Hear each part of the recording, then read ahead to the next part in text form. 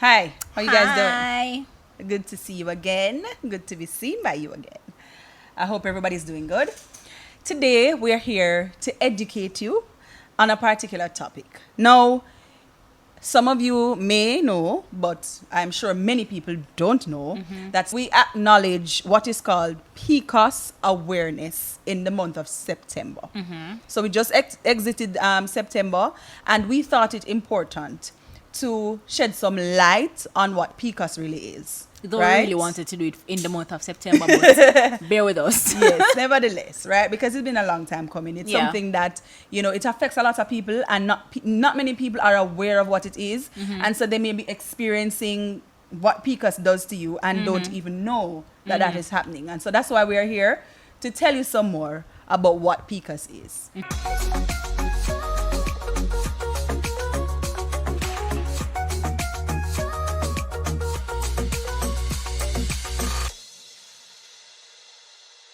So Nahesha, what is PCOS? Explain to the people. Okay, so firstly, the acronym PCOS, which is PCOS, really stands for Polycystic Ovarian Syndrome, right? Now, it's a common hormone disorder in women that is also the leading cause of female infertility. Nataki said already that September is recognized as PCOS Awareness Month. PCOS is one of the most underdiagnosed disease in the world. Wow.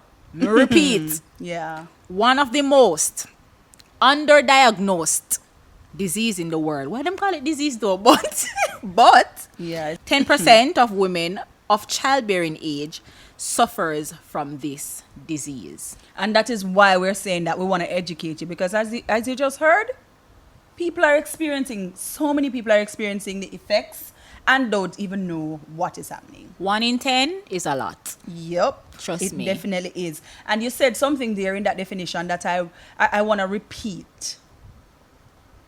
Infertility in women. Of childbearing age. Listen, I serious something that. I mean, when you said the word infertility a while ago, something came to my mind. I was saying, most of the time I hear about infertility, I think about men. Like, I don't know if I'm me alone. But when you said that. Well, I mean, just so you know, I am the 1 in 10. Right here. So, yeah, I know. Infertility for me, no, it's not just man that I think. No, it's definitely. No, it's not. But I get what you're saying. Yeah, it's not that I don't know, It's just that when you said it, that's the thought that came to mind. And that is why it is so important for us to look at this, because so many people are going through it and they don't know that this is what is happening. I mean, so many women are affected by you know what, let me not even go there. Let's continue talking about what PCOS is so that they can see exactly what it is that I am thinking of right now. Right. So PCOS is also characterized by 3 common characteristics. They are irregular or absent period. I've said this before in a previous podcast that if you are missing your periods, or if you have absent period, like you're not seeing it like for a year, For months, something for years. is wrong. Definitely. Now, as women, we don't really like the period. So if we miss it 1 month, we're kind of glad, rejoice, except right? for the fact that you see, unless you wonder if you're pregnant, because at this time you started, Lord Jesus. Right. But otherwise, But when we did younger, like in our younger age and we not in a period, we kind of glad because we It's say, okay. yeah, we don't have to deal with the ant flow this pain week or this and month. all of those Yes. things that it comes with. But let me tell you, once you're missing your periods or you have irregular cycles, if you have long periods, which is longer than 7 days, if you have very heavy flows, Yes. something is wrong. No, we tend as women, we sit and we talk a lot about periods, whether or not we have it heavy or light or whatever, right. painful or not. Painful periods it's not supposed to be. You're not supposed to have painful periods. You're supposed to have cramping. Yes, it's a part of Okay. I shedding. was just about to ask you that because, I believe almost, let me not say that. Most women or many women have cramping, have some form of pain with their period. But what you're talking about is a different level of pain. Excruciating pain where you have to stop from either work or school. Something is wrong. Unbearable. Okay. Anything that is going to have you on the floor crying, throwing up, anything like Right, that, right. something is wrong. Something is definitely wrong. It's not It's not okay. It's not okay. And for me growing up, and this is just a little backstory right here. For me growing up, I got so used to this thing, it almost seemed normal. Yeah, because it's just something that you went through. And Because it's something that, yes. And that's so, just what goes on when my period happens, right? And so when I go to work, I make it clear to my supervisor that, hey, every month, this happens. So my first day is either I'm going to be absent, or if it comes while I'm at work, I will have to leave. Because no, it's a part of who I am. Yes. No, it's my normal life. And it's since I've grown up, I realized that this is not normal. Yeah. Something that I've normalized over the year is not normal. And that is another reason why we're saying to you, because guess what? We are hoping that some of our viewers or followers who would be of adult age, they will watch it and become aware of what is happening. They will tell their children, pass it on to nieces, and you need to let young girls, especially younger girls, know what this thing is so that they can be aware and know that something needs to be done from early. Exactly. The second thing is excess androgens, and this is elevated testosterones in the female body, meaning that you have more male hormones than female hormones. More male hormones than you should, because I guess we have. And so when you have more than the required amount that you should have, it causes hair to grow in places that females should not grow hair. So places like the neck, the chest, the abdomen, places that a woman just should not have hair. And so you can see a woman with beard. Yes. For instance, once you're having hair in those places, I'm not a doctor, so I'm not saying that it's possible that you have. Yeah, but I'm just saying, just look out for these other things and be aware. And the third one is having multiple cysts on the ovaries. And you see this through ultrasounds, of course. So the eggs, they don't fully mature, they'll call it. So they just leave strings of pearl, they'll call it. Oh, okay. Around the ovaries. So that is why, that's how the infertility comes in. And so the only way for you to know something like this, as you said, it shows up on ultrasound. It would mean that you would have probably picked up on some of the symptoms, go and see a doctor. Or if you're trying to get pregnant, you realize that nothing is happening over a period of time. Because I think doctor give you a certain time. They give you like a 1 year period to try first, and then they'll check you for other things. So in that case, what would happen is that your eggs, they will grow to a certain stage, but they will not be mature enough to release to come down in the fallopian tube. Okay. And so, as you said, those stay there and become cysts. And I guess that's where the whole polycystic comes from in the definition. Right. Okay. So it's a lot. Saying all of that, and you made mention of some of the things that you would have experienced. Would you be able to tell us your symptoms? Because I'm guessing that you didn't have all the possible symptoms that PCOS could have given you. You can highlight for us your symptoms and some of the other things that persons can look out for when they have this kind of thing. So, from a younger age, which would have been teenage years, I would have been experiencing missed periods first of all, I started my period late, which is also a sign of PCOS. Right? And this is after reading about this thing. I started my period very late. So some persons would have started their period like in grade 6 or whatever. No, I started mine in grade 9. That would have been what age? So maybe 14? When I about 14? 14, 15 thereabouts. Oh, very late. Okay. Right? And of course the painful periods I wouldn't have known because my mother also had painful periods. Oh, so I thought it was hereditary, right? Yeah. What else I would have, of course, with the painful period, I didn't have heavy flows. They would last the regular 4 or 5 days. So that was okay. But the excruciating pains, I would feel that there was no month that goes by that me not dead. Wouldn't have. Me dead and resurrect every month. Right? And when I say very painful periods, I mean painful to the point where I will have to throw up. And I don't know if persons know that usually when you're in really terrible pain, it causes you to throw up. Okay. So I would throw up. I would either pass out a lot because of course I'm losing blood and stuff like that. I can't eat. I would throw up sometimes like I'm throwing up air, basically. Water, bring up everything when I get. So that was one of my major symptoms.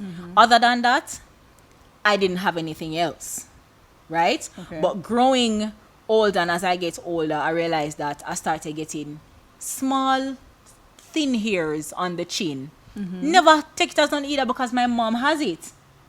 My grandma has it. Right. So, of course, me just think this run of the family. I mean, it's a lot, Jesus, me I forget it. Type of thing. But you didn't think it was right. something I didn't that, think it you was know, should anything be attached to. concerned about. Right. So, fine with that. So, I remember once when I was younger, I missed my period and my mother brought me to the doctor. And of course, she was not concerned because daughter not have sex. And I that me talk about like, we push some things in the back of our heads, not realizing that it's just not normal. Because if your daughter miss her period, they're supposed to wonder if she's pregnant, right? Right. Remember, they never have them concerned. They should just wonder why my period not come. Right. And she brought me to the doctor, and the doctor told her that it's okay, it will come.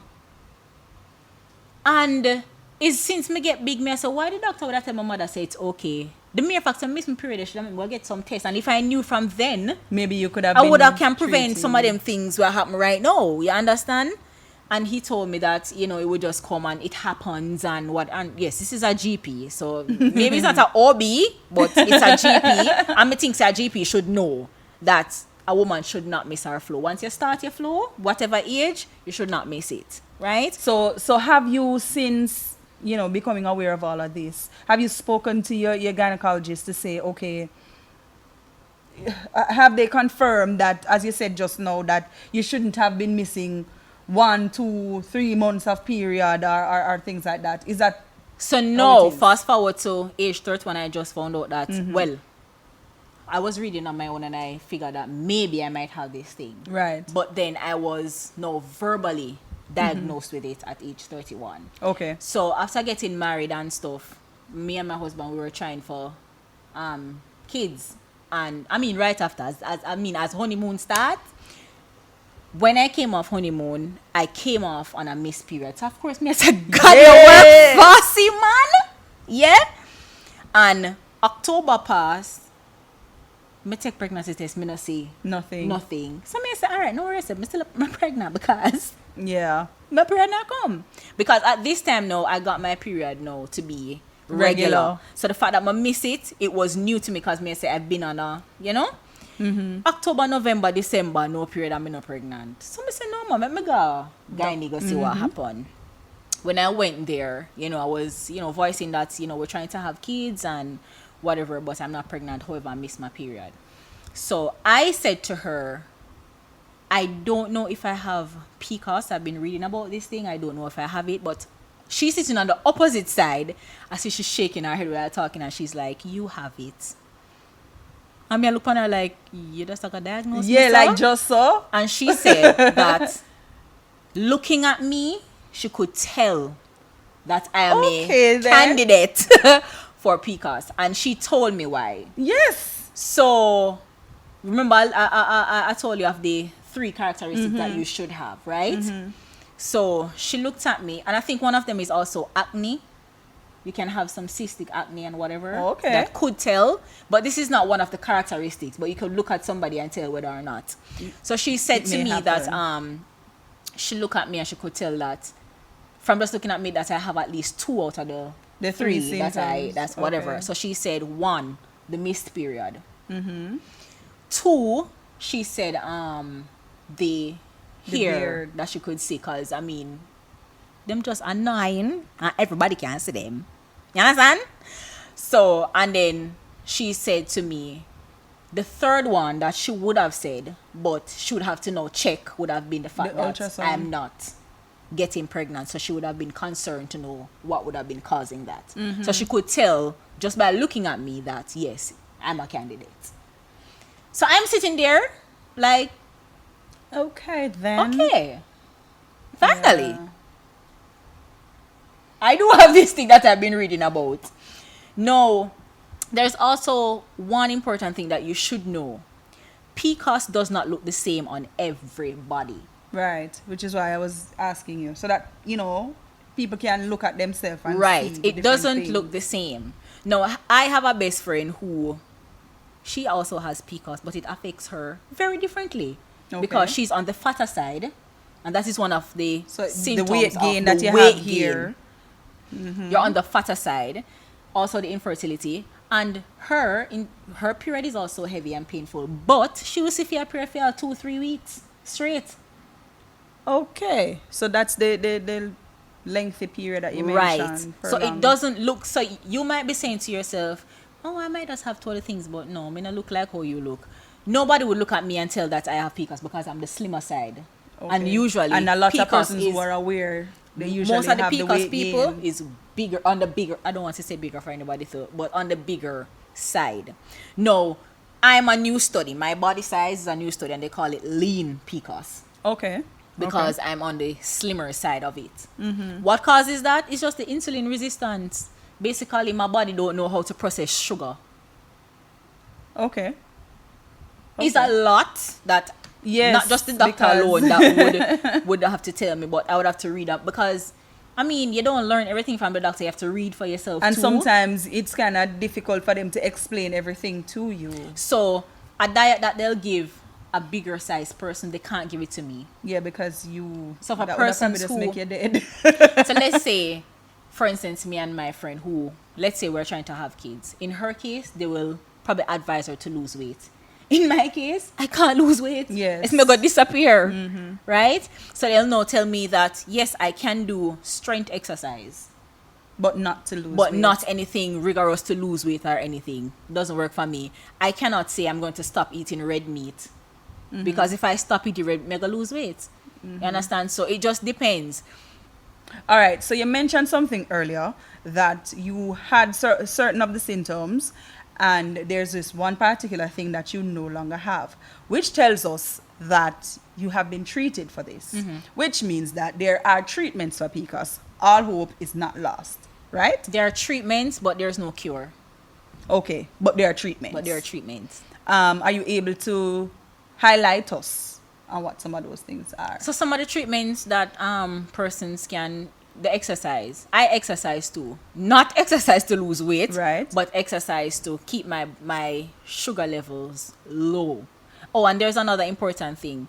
Persons with PCOS, in the future, they can be diabetic. Again, Okay, it's because insulin the resistance, insulin, right? right. So you can end up have high blood sugar, or high cholesterol. And I'm known for high cholesterol. Like every time me get check work, Cholesterol cholesterol high. through the roof. And me I Yeah. say like, how? I don't consume a lot of sugar, guys.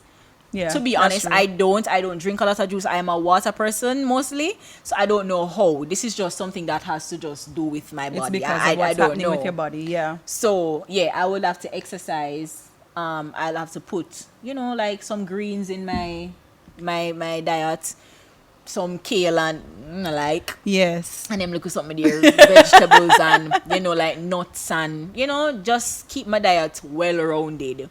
And two, right now I am being treated with metformin, and that's just for the fertility part of it, to have my eggs reach a mature stage. No, I'm not saying that if you have this and you want children, your guy and you go put up on metformin. I'm just telling Yes. you what I am What's happening with you? on, and I presume that this is the reason why I don't have any cysts on my ovaries anymore. With all of what you've said, and especially for those women who are at the stage, they're of childbearing age, at the stage, okay, well, you become at childbearing age from very early, but you're at the stage where you are ready to start your family, and you're finding that you're experiencing these challenges. We are saying to you that it is possible that this could be one of the things that's happening to yeah. you, because there are other things out there that could be causing it. There are other issues definitely. that female encounter. You have what is called endometriosis. You have so many other different You things. have the so many other fibroids. things that contributes to infertility, but PCOS is one of Right. the number one. Right. So if you are there and you are listening to the discussion, and it sounds like a lot of the things are very familiar to what you are experiencing, then maybe you need to be having a conversation about this, because you know what happens? What's coming to my mind right now is the thought that as women, we are somehow socialized to feel less than when we are trying to start a family, and it's not happening. it causes emotional strain. It causes so many other things. You understand me? And you may be wondering, is what wrong with me? Is what me do wrong or whatever?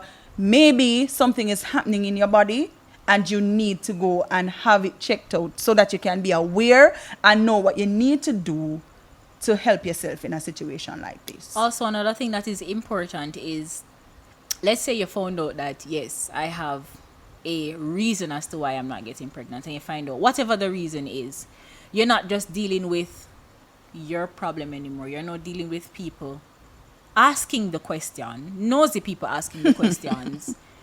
When are you going to get pregnant? And I mean, and this is one of the reasons why we're bringing it to awareness. What does I bring the awareness to? And say, yes, there are things out there that are happening to people that you might not know of. And so be sensitive and know that some questions you just don't ask.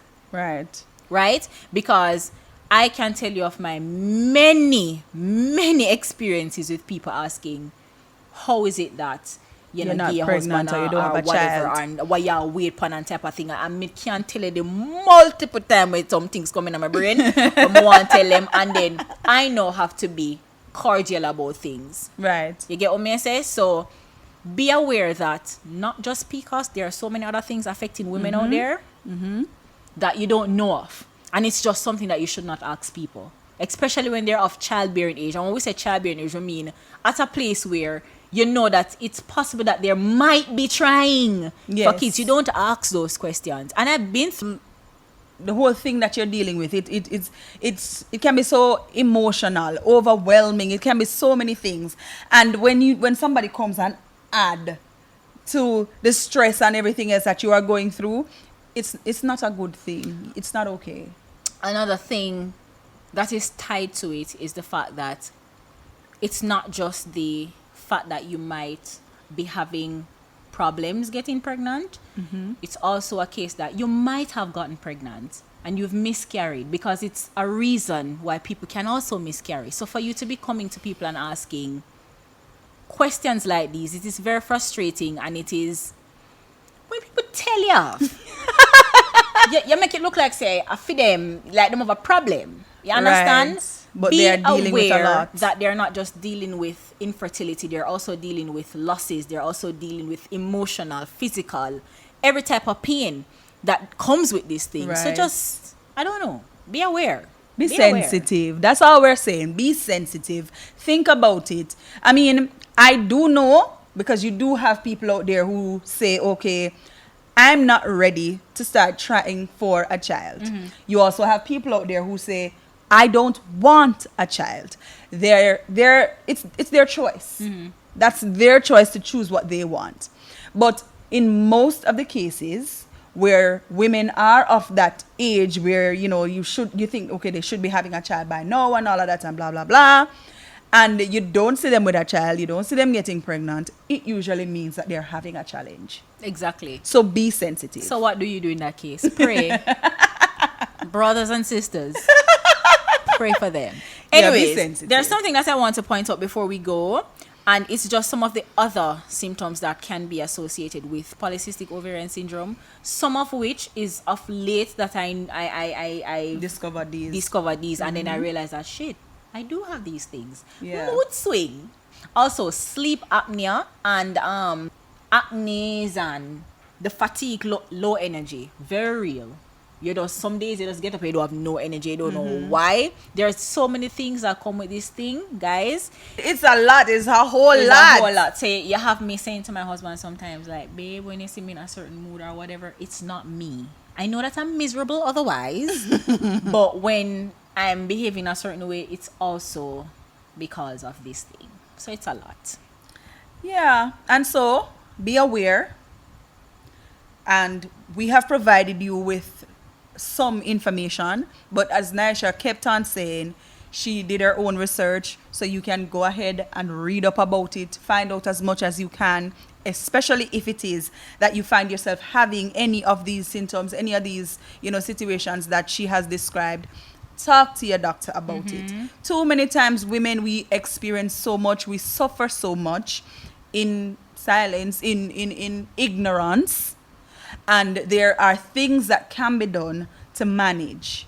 As she said, PCOS cannot be cured, but it can be treated. Can be you managed. can manage it. You can, find different things and different ways in which you can manage it. So you become aware so that you can help yourself to manage through your life a little bit better than it is now. So that's what we're here to do, provide you with the information so that you can go and inform yourself. Thank you guys so much for listening. Thank you for watching. We hope you have learned something. We hope you will make your comments and ask us questions, or at least share with us if you are one of those persons who are fully aware that you are a PCOS, what would you call it? A PCOS sufferer? Yeah. That sounds kind of strong. Patient. No. But if you have PCOS, you can give us a shout out, because comment below. I would like to know the Yeah. persons who do have it Yeah. and what are your symptoms. And I mean, if you want to Your talk, because guess what experience. too?